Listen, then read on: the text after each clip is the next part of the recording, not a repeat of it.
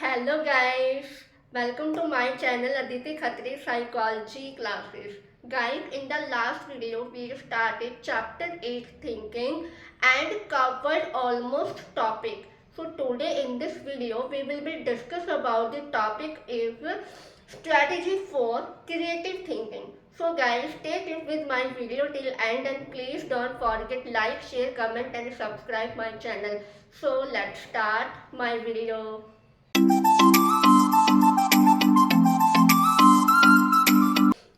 So guys today's class topic is strategy for creative thinking. जब भी कोई person creative सोच रहा होता है उसके लिए कुछ स्ट्रेटजीज है। So first strategy is become more aware and sensitive कि जिस भी टास्क में या हम जिस भी सिचुएशन में होते हैं उसके लिए हमें कंप्लीटली वहाँ पे अवेयर होना पड़ता है, वहाँ पे कंप्लीटली हमें सेंसिटिव अवेयर होना पड़ता है। चाहे वो किसी साइड का हो, साउंड का हो, टेक्सचर हो, आपके आसपास जितनी भी चीज़ें हैं आप उसके लिए प्रॉपर अवेयर होना चाहिए, राइट। जैसे फॉर एग्जांपल आप किसी का गाना सुन रहे हो, किसी के लिए म्यूजिक सुन रहे हो, तो आपको उसके लिए पूरा अवेयर होना है कि ये म्यूजिक में क्या लिरिक्स है, क्या साउंड ऐड किए गए, कौन से ड्रम्स यूज किए गए हैं, कैसे क्या है, आपको पूरा कंप्लीटली उसमें क्या है अवेयर होना पड़ता है। Clear. Second strategy is generate many ideas.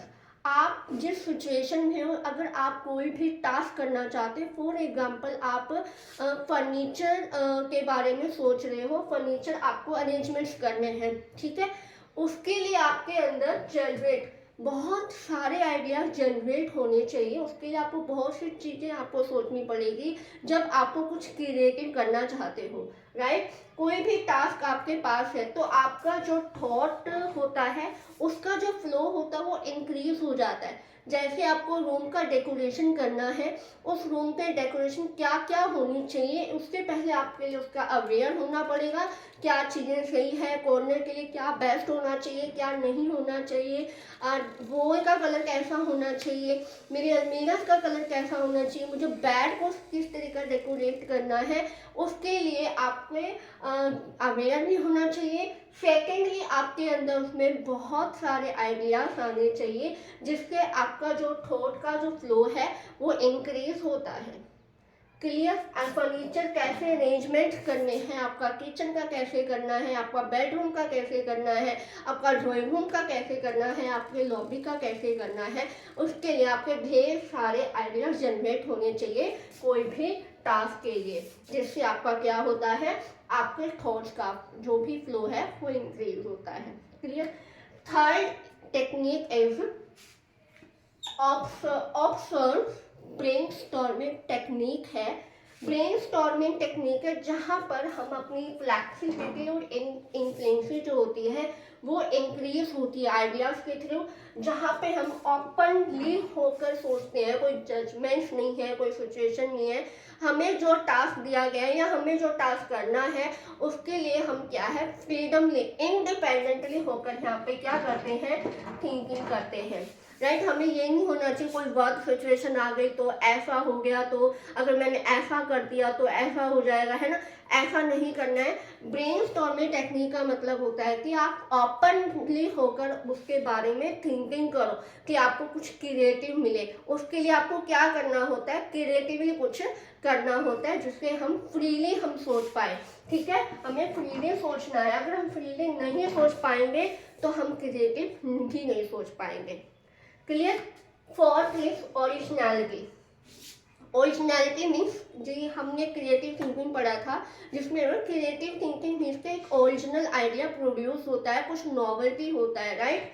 तो यहाँ पे जो भी हम प्रैक्टिस से, फ्लुएंसी से, फ्लैक्सिबिलिटी से हम अपने आसपास की कौन सा चीज़ लिंक कर रहा है, कौन सी चीज़ें लिंक नहीं कर रही, कितनी चीज़ें एक्सप्लोर होगी, अगर मुझे ये प्रोडक्ट सेल करना है मुझे कौन कौन सी चीज़ें यहाँ पे अवेलेबल होनी चाहिए, हम ढेर सारे इससे रिलेटेड हम आइडियाज़ को प्रोड्यूस करते हैं जिससे हमारे पास अगर एक क्रिएटिव थिंकिंग के पास कोई न्यू आइडिया नहीं है तो इन चीज़ों से वो क्या है एक कॉम्बिनेशन ऑफ थॉट्स को जनरेट कर सकता है, राइट। उसके क्या लिंक है क्या नहीं है। जैसे फैशन डिजाइनर्स होते हैं, कौन, फैशन डिजाइनर जो होते हैं वो क्या है, कपड़ों का। अगर हम कपड़े की बात करते हैं, आज के टाइम न्यू न्यू ट्रेंड आते हैं, कई शरारा गरारा जीन्स टॉप, बहुत सारी चीज़ें आती है, जिससे हम क्या करते हैं, बहुत सी चीज़ें हमारे अंदर अवेलेबल होती है ना।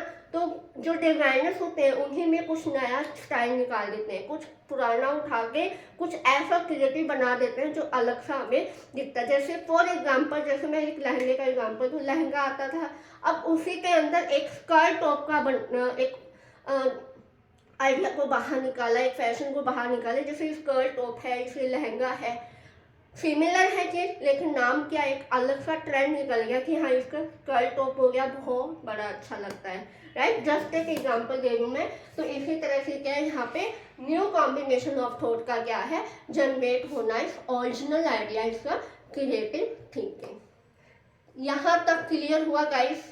फिफ्थ इज एंगेज योरसेल्फ, मतलब खुद के बारे में इवेल्युएट करना, एंगेज करते रहना, use of imagination and original thinking rather than कि आप डेली रूटीन के वर्क करते हो, राइट। आपको क्या करना है, खुद को एंगेज करना है। जो भी टास्क आपके पास है या फिर आप कोई टास्क करना चाहते हो, कुछ न्यू करना चाहते हो, तो उसके लिए आपके अंदर क्या होनी चाहिए, एक इमेजिनेशन होनी चाहिए, नहीं ऐसा ऐसा होना चाहिए, अगर इसमें कुछ नया ऐड कर दिया जाए तो कुछ अलग सा बनेगा। तो ये क्या होता है, हम एंगेज कर रहे हैं खुद को, राइट। कि हम ये नहीं है कि डेली रूटीन के वर्क करके आगे, सुबह उठना है, रेडी होना है, स्कूल जाना है, स्कूल से वापस आना है, और अपनी जो भी एक्टिविटीज आप करते हो उसमें पार्टिसिपेट करते हो, डेली जाना है, रात घर आके सोना, ये तो आपकी डेली रूटीन की होती है, आपकी हैबिट होती है। लेकिन अगर हम खुद के, अगर हमें कुछ क्रिएटिव करना है तो हमें इमेजिनेशन और ओरिजिनल थिंकिंग को यूज़ करना होगा कि इसमें नया और क्या हो सकता है, राइट। किसके through, imagination and original idea के through. Clear. Fifth is never accept first idea rather than generate many ideas then select best idea।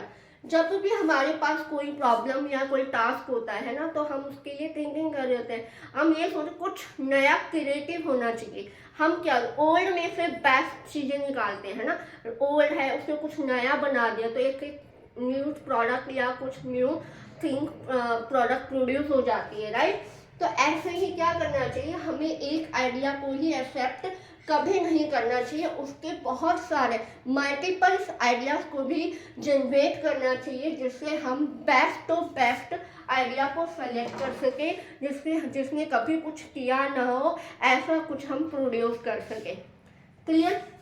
Seventh is get feedback from other who are less personally involved the task। जब हमारे पास कोई task होता है, हमने जो solution लिया है, ठीक है, जिस टास्क का हमने जो सॉल्यूशन लिया है उसका हमें फीडबैक भी लेना चाहिए दूसरों से, लेकिन जो फीडबैक हो जो पर्सनली उस टास्क में कभी क्या है इन्वॉल्व नहीं होगा। अगर वो पर्सनली इन्वॉल्व होगा उस टास्क के अंदर, कभी फीडबैक देगा, तो फीडबैक हमें क्या मिलेगा, बाइसनेस मिलेगी हमें, कि वो अलग सा तरीका डिफरेंट सा मिलेगा। लेकिन जो पर्सनली इसमें इस टास्क में इन्वॉल्व नहीं होगा, वो हमें एक अलग ही हमें फीडबैक देगा, right. This is the 7 strategy. यहाँ तक आपको क्लियर हुआ है या नहीं हुआ, please tell me in comment section. Okay guys. So guys, एक strategy is try to think of what solution someone else may offer for your problems. Means आप यहाँ पे थिंकिंग के लिए ट्राई करता रहना चाहिए, क्या सॉल्यूशन होना चाहिए, उसके लिए सोचते रहना चाहिए, कोशिश करते रहना चाहिए, हमेशा खुद को क्या है चांस देते रहना चाहिए, ठीक।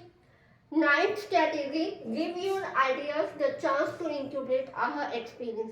जब भी कोई आप अपने आइडियाज को जनरेट करते हो या आप अपने आइडियाज देते हो, तो कभी कभार एक इंक्यूबेट की स्टेज आ जाती है, राइट, जहाँ पे आप इवेलुएट, मतलब जहाँ पे आप क्या करते हो, आप थोड़े टाइम के लिए रुक जाते हो, फिर उसके बाद एक इल्यूमिनेशन की स्टेज आती है जहाँ पे आप उन सबको क्या है इवेलुएट करते हो, देन क्या है वो एक आहा एक्सपीरियंस होता है हमारा। Clear. 10th strategy for creative thinking is ideal cluster like branch of tree. जो भी आपके माइंड में जिस भी टास्क के लिए जितने भी आइडियाज होते हैं वो एक ब्रांच ऑफ ए ट्री है। मीन्स जैसे कि एक ट्री है, ठीक है, जहाँ पे आपको किसी भी जॉब से या करियर मतलब जॉब से रिलेटेड आपका कोई ये टास्क है, आपको जॉब लेनी है, उसके लिए इससे रिलेटेड आपको ढेर सारे क्या है आइडियाज जनरेट हो रहे हैं। जैसे ट्री की तरह आप आइडियाज को जनरेट करोगे, ऐसे अगर आपको अपना घर डेकोरेट करना या रिनोवेट करना, उसके लिए आपको ढेर सारे आइडियाज होंगे जो एक तरह से आप ब्रांच ऑफ ए ट्री की तरह आप कहीं लिख देते हो, राइट। अगर मैं एक बात कहूँ जहाँ पे अपने बहुत सारे आइडियाज आते हैं तो हम लिखते जाएं फिर हम उसको देखें तो हमें बेस्ट आइडिया मिल जाता है, राइट। एक क्रिएटिव थिंकर क्या करता है कि जब भी उसके माइंड में कोई भी आइडिया जनरेट होता है उसका एक ब्रांच ऑफ ए ट्री की तरह वो क्या है अपने ये भी हो सकता है, ये भी है, ये भी है, ये भी है, ठीक है। आपको घर को डेकोरेट करना है, ठीक है, उसके लिए आपको क्या करना है, फर्नीचर किस तरीके का होना चाहिए, वुडन में कौन सी होनी चाहिए, किस तरीके से हमें सनमाइका को यूज़ करना है, किस तरीके का होना चाहिए, एक मॉडर्न टाइप कैसा होना चाहिए, ऐसा होना चाहिए। तो इस तरीके से आप अपना पूरे आइडियाज़ का एक ब्रांच ट्री डेकोरेट मीन्स आप बना लेते हो। Clear. 11th is immediate reward and success cope with failure and encourage self evaluation। Means आपको इमीडिएट क्या, जब हम क्रिएटिव थिंकिंग कर रहे होते हैं तो हमें क्या इमीडिएट रिवॉर्ड चाहिए, राइट। हमारी लाइफ में अप डाउन आते रहते हैं, आज हैप्पी है तो कल हमें क्या है थोड़ी बहुत सैडनेस फील होती है, राइट। अप डाउन आते रहते हैं लेकिन हम उनके साथ कॉप अप करना भी आना चाहिए। चाहे वो अप डाउन आ रहा है, अप डाउन बार बार आ रहा है तो उनके साथ हमें कॉप अप करना आना चाहिए। अगर हम फेल हो रहे हैं तो उसके साथ भी हमें कॉप अप करना आना चाहिए। इससे हमारा सेल्फ इवैल्यूएशन एनकरेज होता है। क्लियर। 12th है develop independent thinking without any help and resources. हमें थिंकिंग करते रहना चाहिए, किसी पर डिपेंडेंट नहीं होती है थिंकिंग हम सभी करते हैं। क्रिएटिव थिंकिंग जब भी हम करेंगे तो इंडिपेंडेंट होना चाहिए, ठीक है, किसी की हेल्प के बिना या किसी के रिसोर्सेज के बिना। Clear. 13 is visualise causes and consequence, think ahead, predicting things never happen, time start moving and backward।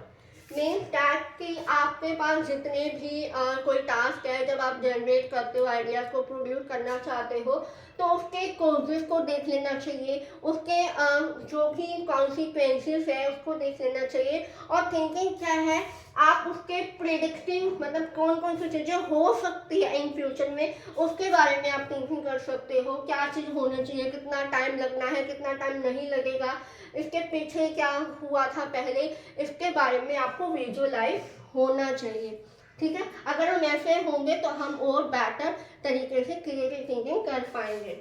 And last is strategy be self confidence. हमें क्या है सेल्फ कॉन्फिडेंस होना चाहिए, पॉजिटिव रहना चाहिए।